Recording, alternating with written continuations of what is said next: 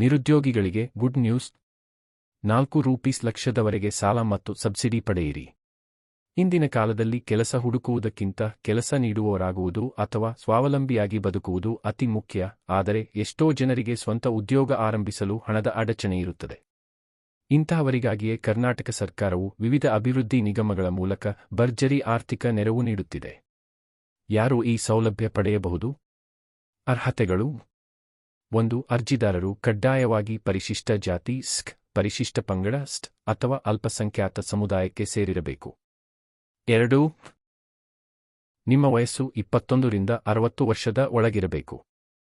3. ನೀವು ಕರ್ನಾಟಕದ ಕಾಯಂ ನಿವಾಸಿಯಾಗಿರಬೇಕು ಮತ್ತು ನಿಮ್ಮ ಕುಟುಂಬದ ಆದಾಯ ಸರ್ಕಾರದ ಮಿತಿಯ ಒಳಗಿರಬೇಕು. ಸಹಾಯಧನ ಸಬ್ಸಿಡಿ ಲೆಕ್ಕಾಚಾರ ಹೇಗೆ?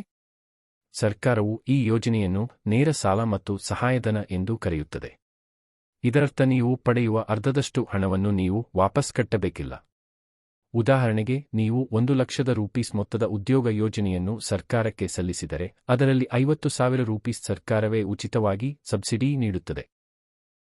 ಅರ್ಜಿ ಸಲ್ಲಿಸಲು ಬೇಕಾಗುವ ಅಗತ್ಯ ದಾಖಲೆಗಳು: ಆನ್ಲೈನ್ನಲ್ಲಿ ಅರ್ಜಿ ಸಲ್ಲಿಸುವ ಮುನ್ನ ಈ ದಾಖಲೆಗಳನ್ನು ಸಿದ್ಧವಾಗಿಟ್ಟುಕೊಳ್ಳಿ.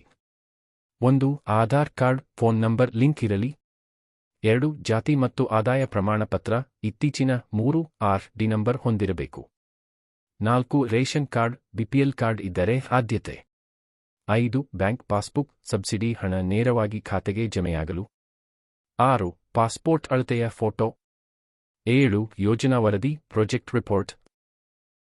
ಅಂದರೆ ನೀವು ಯಾವ ಉದ್ಯೋಗ ಮಾಡುತ್ತೀರಿ ಮತ್ತು ಅದಕ್ಕೆ ಎಷ್ಟು ಖರ್ಚಾಗುತ್ತದೆ ಎಂಬ ಸಣ್ಣ ವಿವರಣೆ.